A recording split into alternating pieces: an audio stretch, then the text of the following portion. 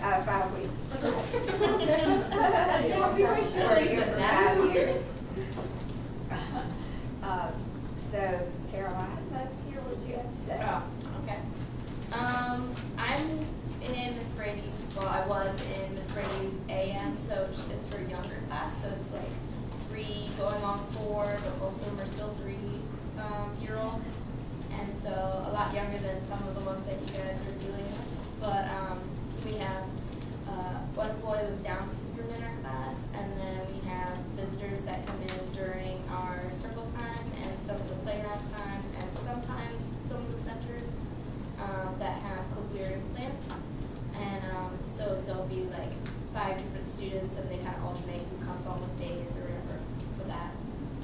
So got a lot of experience that I was not used to yet, especially since I'm not used to preschool age to begin with. And basically, I learned a lot from Miss Brady, obviously, and from Dr. Kersey coming in and telling me things. But for the most part, rely on puppets. Puppets save everything. They will do anything for a puppet. Make funny voices, be silly, don't be afraid to do that because they'll love you even more. That's one way to win over the kids. And then, and of course, the whole week that I had to teach, I had a cold, so the varying the voices was awesome. Mostly just sound like a man. But also, the timer thing actually works. If you have a kid that doesn't want to do centers and you have to get them to do the centers and stuff, and I know different classrooms are set up different ways by different teachers, but Miss Brady, we do centers in the morning, and that's like her big thing that they have to do, especially the art one, because they have to have something to take home and show their parents. And so if you have a kid that's not participating in the centers and hasn't gone to the table, let them choose 1 minute or 2 minutes, set a timer for them, get the timer person of the day, or that student for that matter, to have it on their collar so they can't reach it and press the buttons. And when it goes off, they basically run to the tables, like really willingly. I was really surprised. And if that doesn't work, get a puppet to tell them, because they will listen to the puppets like no other. She even has some a timer person who rings the bell and so on. We have in our class, different classes do it differently, but for our class we have a timer person every day, and it goes through the list of the class, and each day is a different student, they all get turns.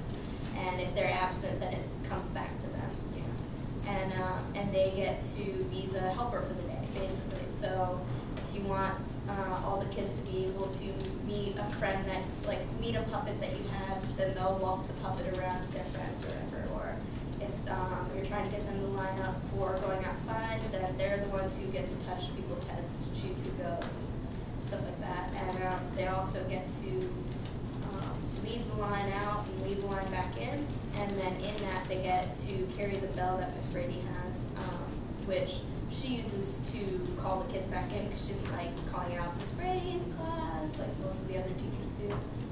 She likes ringing the bell instead, so the kid just sits there ringing the bell over and over again until the whole class comes in. So they love doing that, and then sometimes we let them show their parent at the end of the day how they ring the bell, lead their class or whatever. So they love bragging about it. So if there's choices in the day, they get to choose, like for snack time, do you want 3 more minutes or 4 more minutes? And you set the timer, and then it's on them so that they tell you when it goes. Same with the pre-play and stuff, same thing. They choose and you put it on their back. Once it goes off, it's cleanup time. Always sing the cleanup song. Cleaning up, everybody, everywhere. They love doing that. Somebody wrote in their journal that the child started singing "Clean Up" really That was loud. That was me. She's very excited it was her time for time. So she started singing all by herself. And was yelling and being very loud. So I think she wants the lesson plans in ahead of time. So ask your teacher when they want the lesson plan, but be sure you have it to them when they want it, because they will be very helpful to you about the lesson plan. And we have lots and lots of materials here, so the teachers will show you what we have here when you give them the lesson plans early. None of of the teachers like it when we give them the lesson plans late, and they are not very helpful because they say it's too late for you to get this together. So the teachers are always way ahead, prepared. Mrs. Brady, the day ahead, has all of her lesson plans done, and Stuff collected from the room, whatever she needs. everything's out on the tables waiting for the children, so she can be at the door to greet the children. And I think all the teachers do that. Anything else that you be early, stay Be late? early, yeah. I stayed late every day after and helped the teachers set up for our class, we have a morning class and an afternoon. I know some people get their naps and they it's the same class or whatever. But for our class, I stayed in and kind of helped set up the tables for the afternoon and did a bulletin board here and there. She asked me to and stuff like that. And last minute cleaning up if there's stuff that the last few kids had gotten out, then I help her clean that up. Just kind of try to keep the class together. I think they want all of you to do bulletin boards, so. You have to at least do one. After Yeah. your week of teaching, you'll do a bulletin board. But you should do it ahead of time before the week, I mean, to be there while you're teaching, not just after. I did it with the artwork, but I don't think that's how it's supposed to work.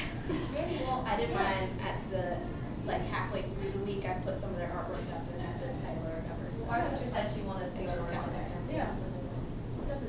Your artwork that you do. with, No, well, yeah, the kids artwork. She wanted something meaningful for the kids. Well, the other teacher that was with me, the one who did the afternoon class, they did kind of what Dr. Chris was saying. Whatever their concept was for the week. Like hers was reptiles, so then she put a bunch of reptiles up that she had done on the bulletin board and had labeled and had all the different reptiles labeled because her class is like four-year-olds and maybe 5-year-olds, I think. And so they're more able to read and recognize the names of the things. So she would point, and each day was a different type of reptile. So it would be like a crocodile day, a turtle day, whatever else day. And so she would have that on the bulletin board so she could point to it and say, this is this day. So you can do it either way. I would ask your teacher ahead of time because, yeah, mine was kind of because I forgot it. Any questions you have to ask Carolyn? Okay. Thank you for coming. You can stay, of course. I want to hear who you are, whose room you're in, so let's start with Justin. I'm Chelsea. I'm in Miss Joyce's room. I think I'm her name. She's in there. And then she doesn't have any 5-year-olds yet, so it's 3 and 4-year-olds, and there's a couple that are about to turn 5.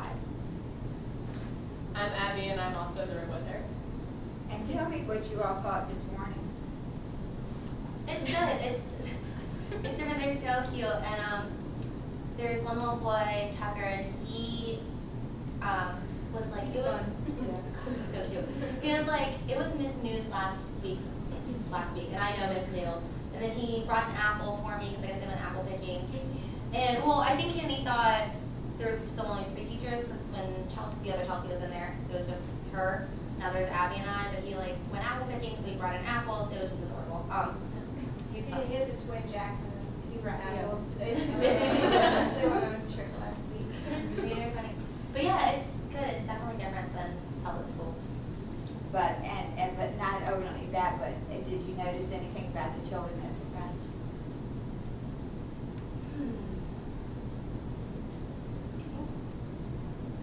I don't know, they're very friendly. They just don't care. Okay. But I think that's So all. used to people Yeah. coming in and out. Warm right up. Okay, how about you? I agree with her.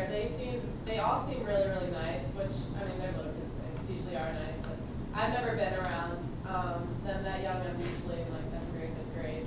But I really like them. They're really fun, and they seem to like us a lot, so it works out nicely. That is nice. And they're always excited when they meet people. But the routine there is so different from what you're used to, of course. You got to see the meeting practice, getting ready. It's silly week. So this week It's silly schedules week? are a little bit, yeah. Oh. The theme of this week is silly. So everything, like today was pajama day. Tomorrow is mixed up schedule. Wednesday is kids teach day. So this week's a little nuttier than normal. It's not as scheduled. Yeah, that is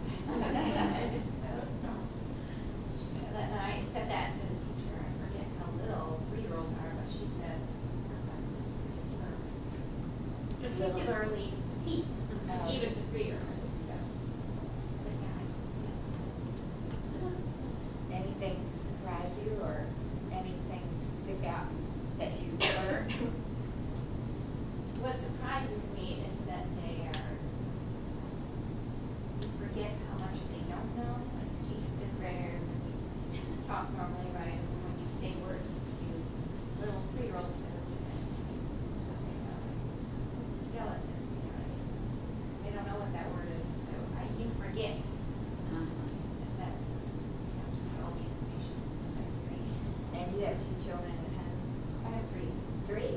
How old are they? 14 and 16. 20. Really? Where's your 20-year-old? He's at William Mary. Is this his first year there or second? Well, he's actually a junior. He Oh. went to ODU here and then he switched to William and Mary.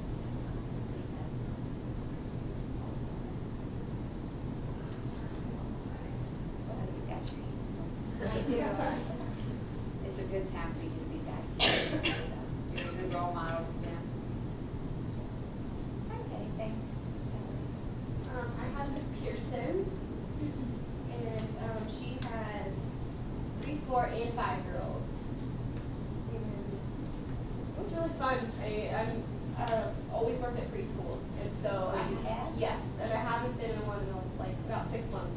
Was the last time that I was working, and so it's really nice to be around them again and be around the little ones instead of just the older students in public schools. So it's fun. And what is your name? Courtney. Courtney. Okay. And you're with Pearson. Was somebody else in there? There was somebody else, but she is in 479 Yeah. or whatever. Yeah. Yeah, and she wasn't in this class. Oh, so you're the only one? Yes. practicing. Yep. Okay. Well, she's supposed to have somebody else, but she said that she never heard from her, so she's still waiting to see if she hears from her. Otherwise, it might just be. Oh, okay. They usually do too. Yeah. Okay, thanks. I'm Michelle. I'm in Miss Lund's class in the morning, so I'm over at the Child Development Center.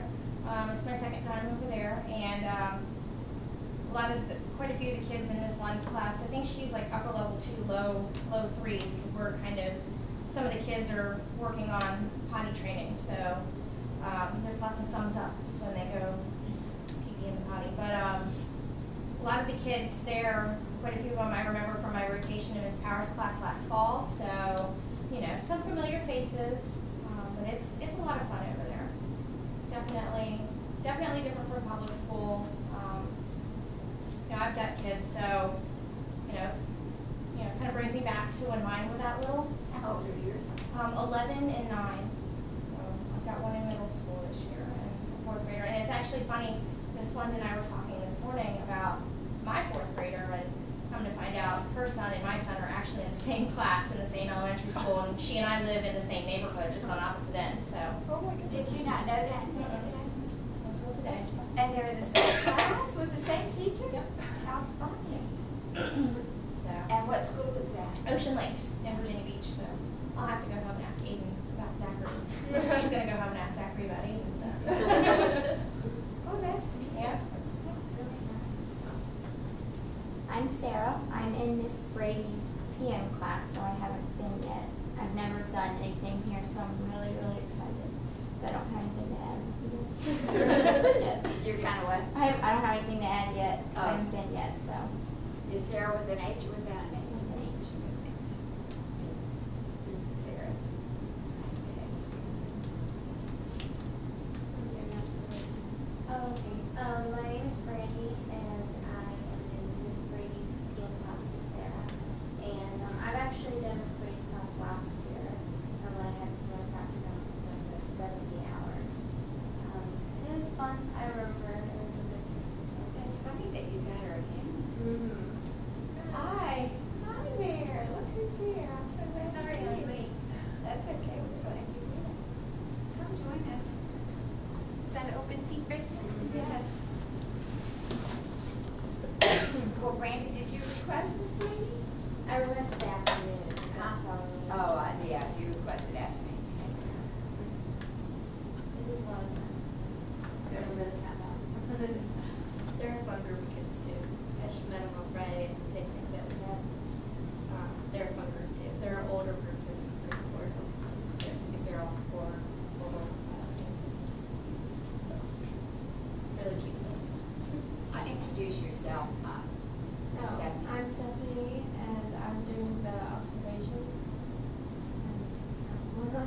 she's an undergrad, and she's in 476 class, which is observing children.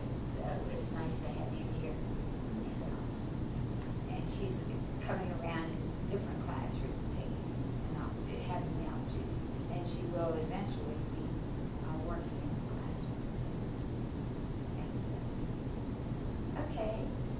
I'm also doing the first and sixth course. And whose classrooms have you been in? I've only seen Miss Sturgis and Miss Charlton. And how about you? Which ones? I've seen Miss George, Miss Charlton, and Okay. we did the other Miss Briggs in class. They're a lot younger than I thought they would be. They're a little nervous about our lessons. It's a lot of beginning stuff, phonics and test. But I was here last semester in Miss George's class. Oh, you were? Yes, and it's completely different. Like the setup is completely different. But they're great. They're kids. I wish I was a repetition. Oh, Yes, that's how I feel. Yeah. I'm Mary Liz, and I'm in Charlton's room. And I just think they're really smart, because I've known a lot of the kids from when they were babies, so it's incredible to see them now.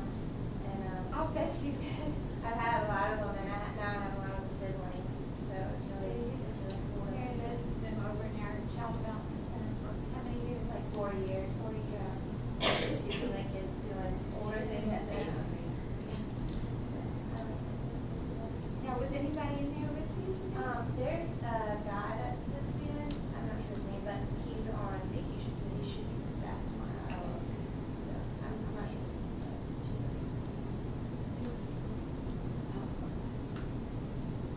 And this is Stephanie Lund, and she's our teacher down there, and she was just telling us that your sons are in the same class.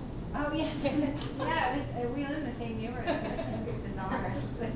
I was like, wow, it's too much of a coincidence. But it's just funny when she emailed me, she said that she had a son going in, or I think she just said her youngest was going in 4th grade, and then I saw she left her phone number, and I was like, seems like it's like close to me. I don't know, it's weird. And then I asked my son, like, do you know somebody with the last name such and such? And he's like, I don't know. And then he came back and he's like, I do, Mom, I do. They're in my class. And I was like, that can't be. That can't be right. That would be too much of a coincidence to come and find out. It is. So. Well, do you want to give any advice or tips before we start? Sure. Especially to my current practicum student. Don't take the first day as how it's going to be, because it was a little crazy in my room today. It was Monday, and I was out Wednesday afternoon, Thursday, and Friday, so I think my kids are like a little right now because their routine has been off, and the teachers have been off, and it's been a little crazy, so they're a little crazy. So just keep that in mind. It could have been beautiful and serene in your classroom, but if it was a little bit scary or a little bit crazy, then say, okay, it's just Monday. Sometimes kids go a little crazy on Monday, and their teacher could have been out, so they're a little off. So that was what's going on in my room. And she came in a little right at a transition, so I haven't really had a chance to talk to her at all. So I would say just give it a couple of days before you start to freak out. And we were saying to be sure you get your lesson plans in early so that the teacher can help you. That makes a huge difference. And I will say this, I usually put in my list to give me it 2 days before. And what I found is that I get it 2 days before, but I get it at 11:59 2 days before. So to be honest with you, that's not 2 days before, that's 1 day before. So I have no chance to look at it that day. So the only time I have to look at it is the day before they do their lesson. Well, if I give you something to change the day before, how possible is it for you to make that change? You know what I mean? Or you could at midnight the night before. So give us time to read it and then give you feedback and then yourself time to make changes. And it'll make your life a lot easier. We could say, oh, that's really not going to work. You need to do it this way instead and save you a lot of heartache and a lesson that could go really good or really bad. So 2 days ahead really means the morning of the 2 days. I think I'm gonna ahead. have to either put 48 hours to Yeah, make it very that's- clear, or just say it needs to be by like 8 a.m. so that I have a chance to Yeah. review it by the end of the day. Yeah. Also, something that I learned with Miss Brady was for doing my lessons that I had to create. Don't be afraid to ask them if you're having a hard time figuring out a fine motor activity, or whatever one's giving you a hard time. Obviously, different teachers have it set up differently, but don't be afraid to ask them, does this work? Is this level appropriate? Or they sometimes will come in saying, that's a nice idea, but here's another manipulative that you could use for it, or stuff like that you might not have realized was available to you. Because I didn't know half my resources that I pointed out to the new people today that were available to me until I was already halfway through and too late to use them kind of deal. So don't be afraid to ask the teachers, because it's what they're there for. And it's their supplies, they know what's available for the most part, or where to find it if there is some. And they also know what doesn't work. Yeah. Stephanie and I have been talking about that together, and I asked her how long it took her to feel comfortable in her job, and she said 4 years. So, I want you to just comfort yourself and realize you're not going to have it all together yet, but you're going to be learning, and watch your teacher always, because they are doing a lot of things that you're not aware of until you get in front of the children, and then you think, what did she do now? When children stop being interested in what you're doing. For example, you have to switch it up. You have to do something really fast and quick and think about it. You also need to always keep a global view of all the children in the classroom. You can't turn your back on children, and you have to position yourself so you can always see everybody. And then you're watching out of the corner of your eye when somebody's getting ready to do something that's not good, and then you have to fly to them. You have to say something quick to them, and Stephanie's really good at that. Well, all the teachers are. They've learned how, but it's taken a long time.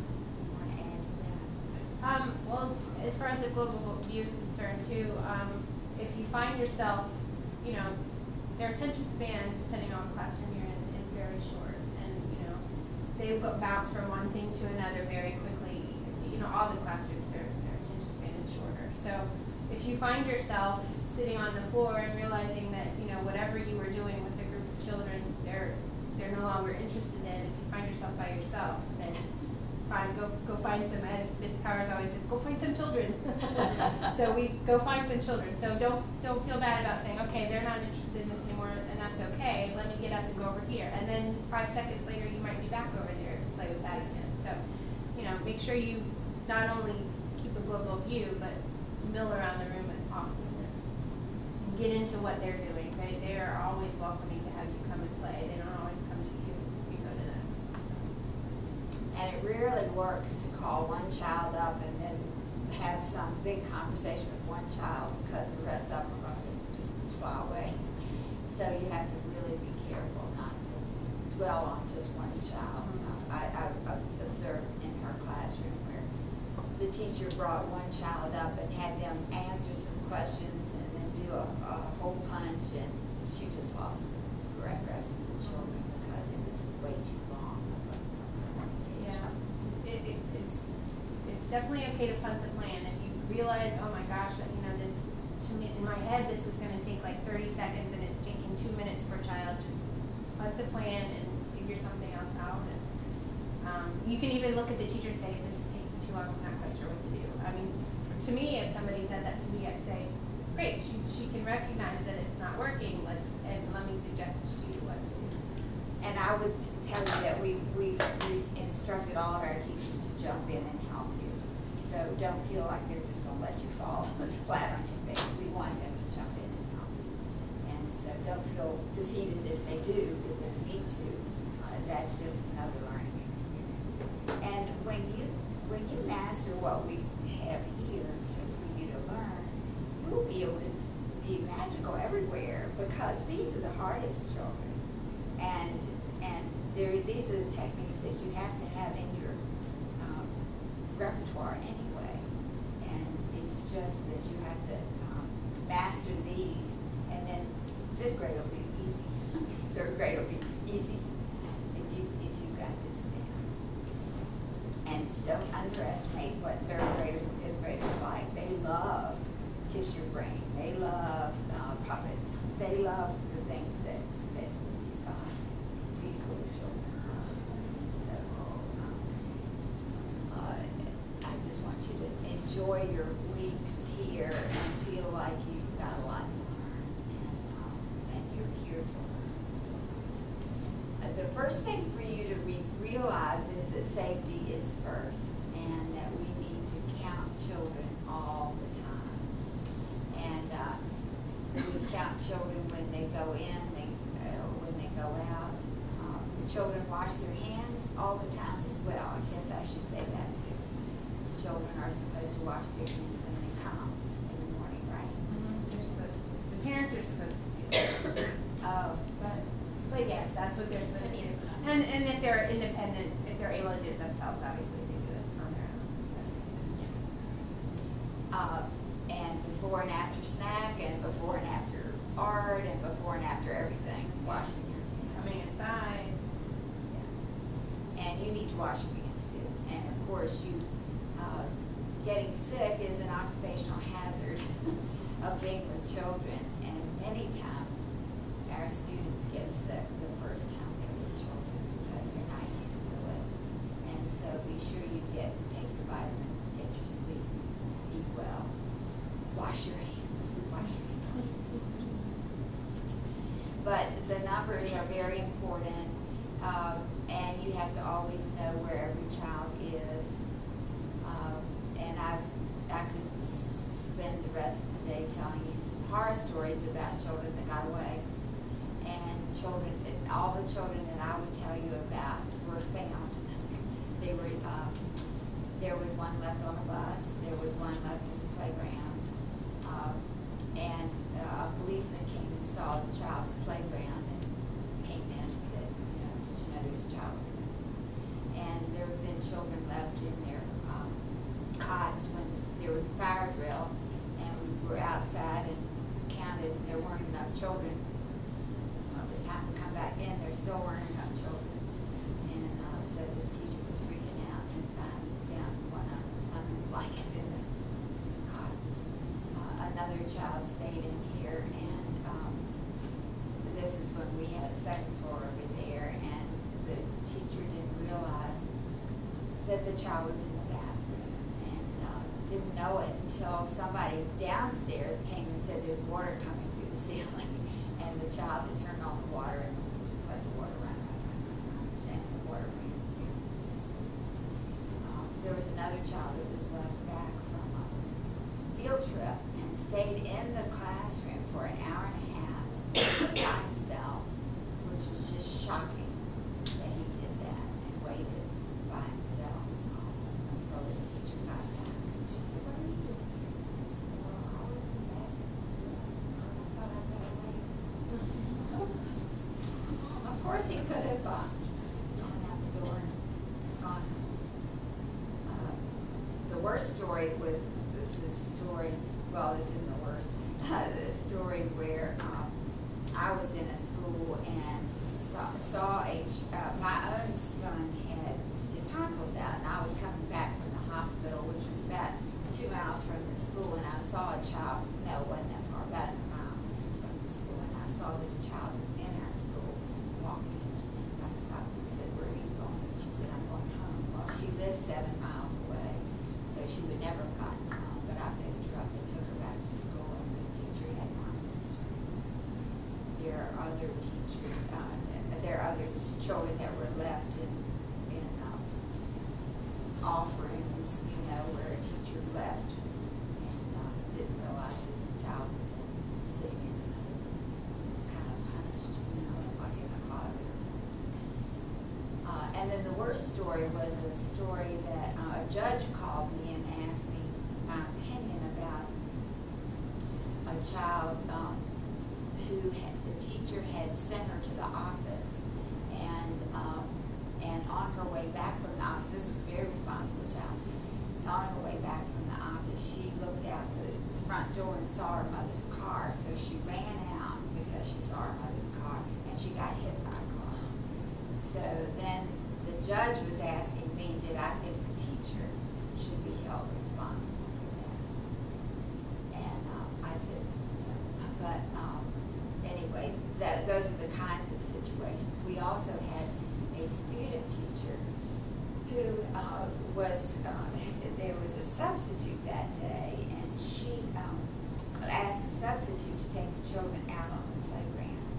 And when she was supposed to bring the children back, the substitute was supposed to take the children to a resource and not bring them back to her.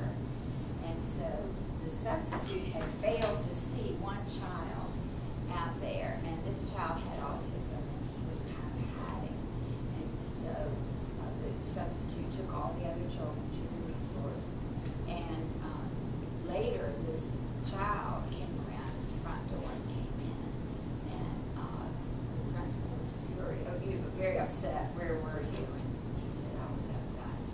So the student teacher got blamed for that. And none of us felt like that was fair to her, but he was so mad at her that he said he would never hire her ever in that school. That was one of our student teachers, and that was very unfortunate. So I'm trying to scare you into realizing how important it is to keep up with every child. On my practicum last semester, that happened to me the very first day. What? That the teacher missed, like, I was supposed to meet her after recess. And she took the kids out, it was lunch, then recess. She came into the classroom and she was like flushed. And I said, what's the matter? I had met her before, so she was all flushed and she says, I think I'm gonna throw up. And I said, okay, well, you can go. And I was, wait for you to come back or whatever. And she says, no.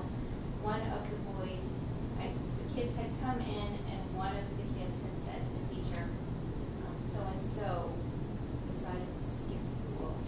So she looked around and she's like, that's not him. So he decided to walk home at recess. And so by the time she got down to the office, like she had to go tell the office that this boy's not there, the stranger had picked him up on the street, like a block from the school, and brought him back because he saw the boy walking during the middle of the day and he knew that wasn't really supposed to happen. Anyway, and that's a whole nother story. But anyway, so the man brought the boy back in through the front door, and then the boy said he didn't feel good and then called his mom. But as I'm waiting in the classroom, another teacher brings in another boy who's like all sweaty and and she says, I believe this is one of your students. And I'm like, okay, I'm a student teacher. This is my first day. I don't know the kid's names or anything. So she says, I'm pretty sure he belongs in your class. And so she had missed 2 students on that day, not just one, but 2. The other one had decided to stay on the recess and play with his other friend in another classroom, which, extended their recess to 2. And so we developed a counting, everybody counts off. We count heads and that kind of thing. The person in front of you was supposed to report it. Number 3 was not, So yeah. Did she get fussed at? Did she get blamed for it? She did not get in trouble. They actually the boy didn't get in trouble either. The teachers wanted the parents of the boy to be punished for leaving the playground. Because he knew enough to say, I'm skipping school. This was a first grade classroom. So he knew what he was doing. And the other one, one that just got left out there, but no, she didn't get in trouble. No, I know, it is like, especially the one that left, was brought back to something else. What did you say? Because you're lucky that they didn't blame her. I know. see, that was my first time. I know that rule already. Did she have to tell the parents and stuff? You know, the scuttlebutt on that was, nothing was really explained to the parent about the person bringing the boy back. The security guard knew more about the story than I think the school did. Because he had to go to the stranger who just dropped the kid off. He didn't come in and say, I'm checking so-and-so in, because he didn't know this kid. Just says, I think he belongs here, and then the guy left. So I don't believe that's actually explained to the parents of that night. What is the rule about counting? Don't you have to count? Yeah, we have a sheet, a child count form, and anytime we leave the classroom, we have to check our sign-in sheet so that we know who is actually here and write that number on the sheet. And then we have to check count the children in the classroom and make sure that matches. And then we have to count them as they walk out the door. And then you're supposed to keep rest of counting your head a couple times when you're outside. And you can record that as well. And then you count when you're outside. I line mine up and count them before we come in and make sure I have everybody all together. And then I count them as I see them walk through the door. So I count at least 5 times, I think. Do you really? Oh yeah, yeah, definitely, every time. Have you ever had a child not there? I mean. Oh yeah, like it's a foolproof system, because one time last week we were counting and I was like, we're missing one, we're missing one, we're missing one, and there were still other kids on the playground, and he was over playing with somebody around the side of the structure where we could see that you hadn't come, but had you not been counting, we would have gone in without him. So yeah, and that's happened many times. Many times we've said, okay, somebody else is still out here, we need to go find them. Because they hide. I've got 2 that we have to go actually physically get because they will run every single time. So, I mean, We had a student here who said she had lost a job at a school because there was a child who had fallen asleep on the bus, and she had not realized that the child had fallen asleep and fallen, slept down and fallen down. who is the teacher? The teacher got in trouble for it? Yeah, she was the bus driver. She had been a bus driver in this particular school, and she lost her job. They fired her immediately because she had left the job. Well, I mean, yeah.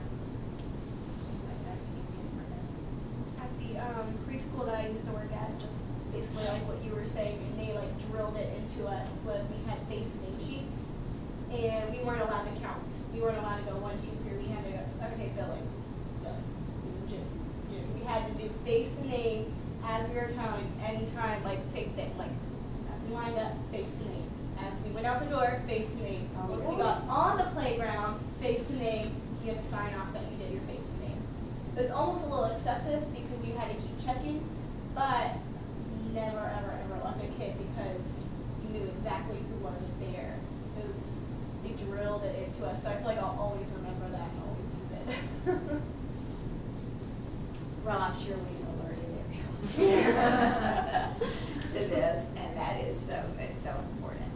I do believe guardian angels look after children, because when I was a child, my friend and I walked to school every day, and we used to pray that this man would come along and give us a ride, and we called him Mr. Man.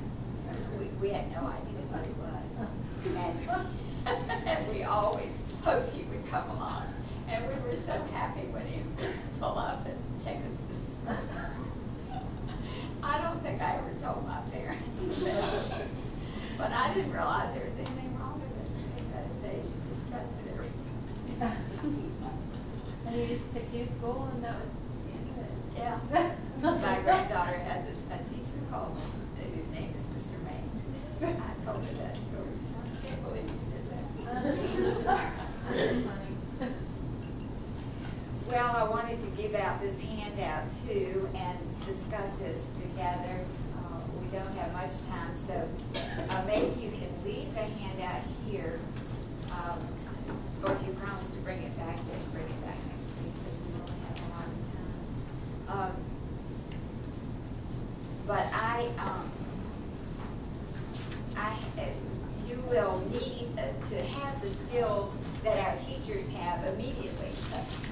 will need to have them when you go out on the playground. And so on the playground, I want to encourage you to refrain from this talking to other teachers. And it's such a temptation. It's such something that you want to do. But we need you to be on the lookout for children. We need you to be with children. And we need you to keep a global view of what's going on the playground. So if there's a group of children that doesn't have an adult nearby, then we need you to go to that group. Because children, when they know an adult is nearby, are much better self-controlled than if they see that there's not an adult nearby. And what this whole handout is about is the fact that a lot of people don't like tattling, and they tell children not to tattle. I don't want to hear your tattling. And I have a very different view of tattling. And I think, and this is something I really want you to listen to, I think that any time a child comes to you, it's an honor. And not many teachers feel that way. Anytime a child comes to you, it's an honor. And the reason I say it's an honor is because that child has chosen you because they need something that you can give them. And they've chosen you because they feel that you can give them what they need. And I say that the world over, every child, all of us have to deal with it's the world over. In every language, children are saying that on the playground. And what does yang mean? What does it mean?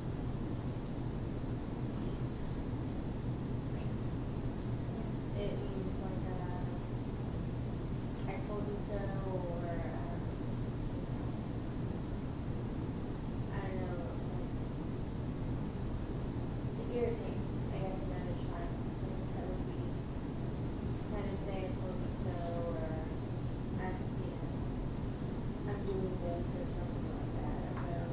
Just explain it, I guess. Okay, well, you're doing a good job. What else does it mean? Maybe like ask something you don't have, or maybe something that you can't do. That's right, that's right. It's I'm on top and you're not, right? I know something you don't know. I have something you don't have. I am better than you. I am on top and you're not. So that's the gist of it. And let me tell you that you have to deal with that all your life. You will always have to deal with that. I have to deal with that in my job here. Because there are people over me that say yang, which means you may not like it, but you have to do it. You may not approve of it. You may not think this is a good idea, but in order to stay here, this is required. So, we have to deal with that all our lives, even in a marriage situation. You have to deal with sometimes you get your way and sometimes you don't. So in every relationship, when you have parents, all of you have parents somewhere. And some of you are parents yourselves. So I'm trying to help you see that our job is to help children know how to deal with what happens to them in the world, in the playground, on the playground especially. So when a child comes to you, I think that you need to give that child your attention. And if you're talking and to somebody else and the child comes to you and interrupts you, what can you do? What can you teach your child to do instead of interrupting? That's a good idea. But there's another thing that we can do.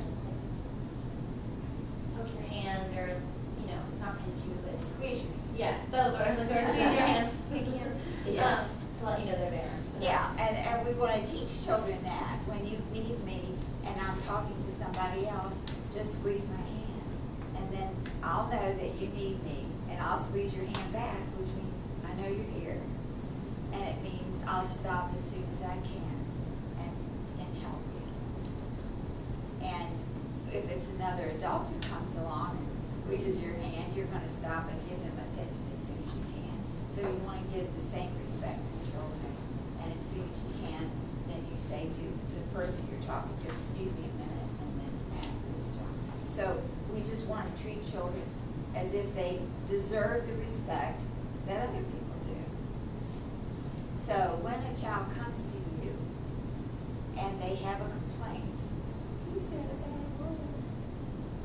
He hit me. He said something I didn't like. You won't let me play. There's one thing you can say first, and that's at the top of the list. And that's I'm sorry. I'm sorry. And you really are sorry. You don't just say, I'm sorry. You say, I'm sorry. I'm sorry.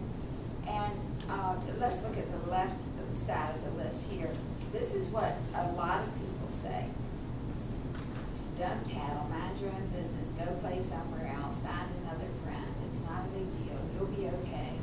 I'm sure he didn't mean it. She's just having a bad day. That's what a lot of people say to anybody who comes in and complains. My mother used to say, in 20 years it won't matter. Well, it matters now.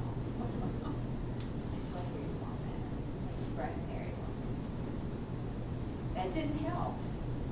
These things do not help. This does not help a child to know what to do. It doesn't help a child to know how to cope with what's happening. So, I'm sorry is really magical, and that's what I would encourage you to say. And 90% of the time, don't you think I'm sorry really helps? Yeah, sometimes that's all they need. Yeah. Or, I'll follow up with you need a hug. Sometimes that's all, they just need validation. It's just one of the principles. They just need to be validated that someone did something and it wasn't okay.